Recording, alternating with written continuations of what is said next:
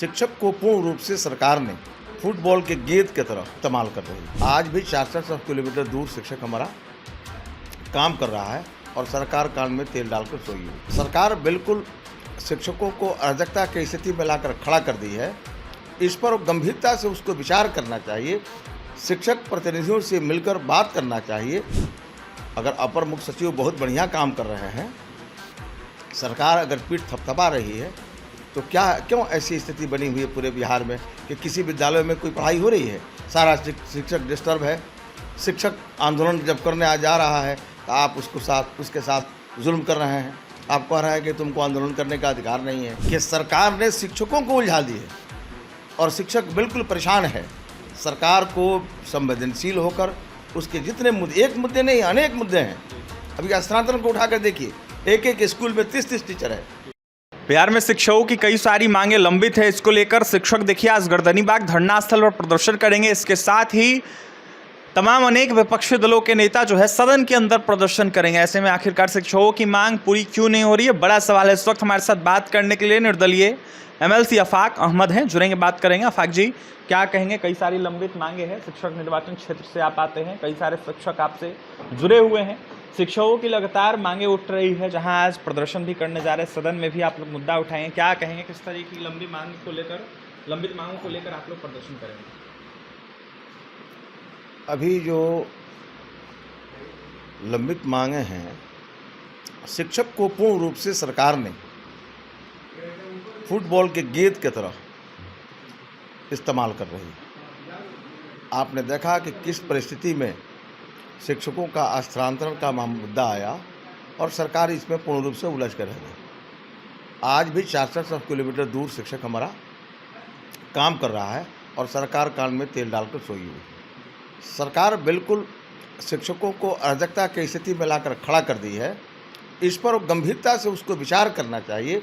शिक्षक प्रतिनिधियों से मिलकर बात करना चाहिए।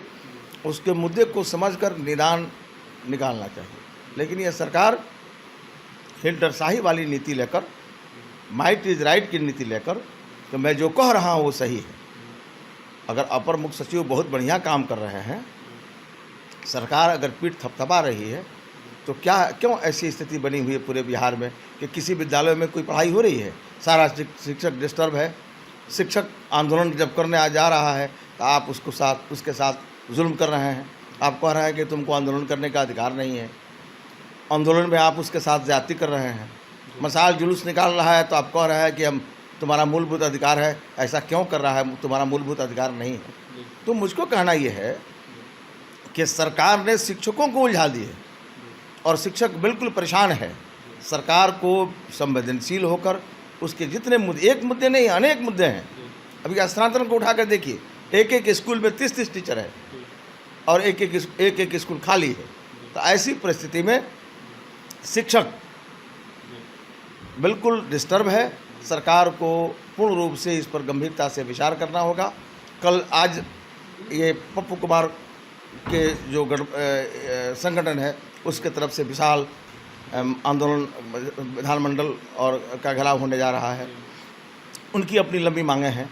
कल आप देखेंगे वित्त रहित जो कॉलेज है, अनुदानित माध्यमिक विद्यालय हैं, इंटर कॉलेज है, उनका जो वेतन संबंधित समस्याएं हैं या एक मुश्त 7 सालों का बकाया राशि बाकी है, वो भूखे मर रहे हैं और सरकार कान में तेल डालकर सोई हुई है। इसलिए हम सरकार से चाहेंगे कि सरकार अविलंब इन समस्याओं के निदान के बारे में एक उच्च स्तरीय समिति का गठन करे और इसको 1 महीना के अंदर में निष्पादित करे, नहीं तो चुनाव में सरकार को गंभीर परिणाम भुगतना होगा। सदन के अंदर घेरेंगे आफाक अहमद जी?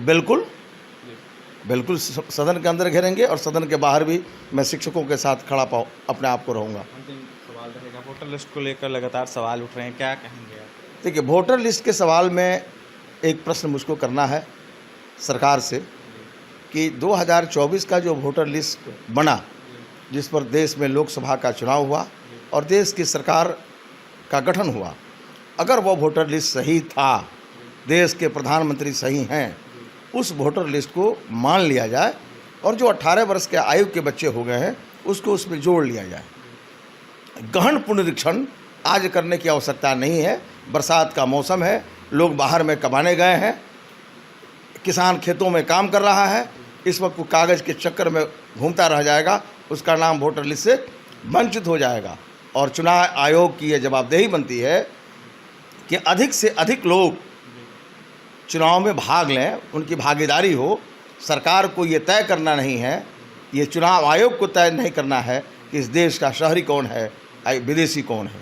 उनको वोटर लिस्ट के हिसाब से जो हमारा मतदाता इस देश के अंदर है उसका मूलभूत अधिकार है वोट देने का, इसलिए वोट देने के अधिकार से वंचित करना, उसको रोकना, कागज पत्र में उलझाना, यह भारत जैसा लोकतांत्रिक राष्ट्र के लिए उचित नहीं है, अनुचित है। देखिए, अनुचित है जिस तरीके से वोटर लिस्ट को लेकर लोगों को छाटा जा रहा है। ऐसे में एमएलसी अफाक अहमद थे इस वक्त हमारे साथ, जहां अफाक अहमद ने सरकार को और साथ ही चुनाव आयोग को निशाने पर लिया, यह साफ तौर पर कहा है कि अनुचित हो रहा है तमाम अनेक जनता के साथ। इसके साथ ही अफाक अहमद ने यह साफ तौर पर कहा है कि सदन के अंदर भी सदन के बाहर भी सरकार को घेरने का काम करेंगे, जहां तमाम अनेक शिक्षकों के मुद्दों को उठाया जाएगा, लंबित मांगों को उठाया जाएगा, तो वहीं मांग पूरा करवा के रहेंगे शिक्षक निर्वाचन क्षेत्र से आने वाले एमएलसी अफाक अहमद। क्या कुछ करते हैं आपने सुना है।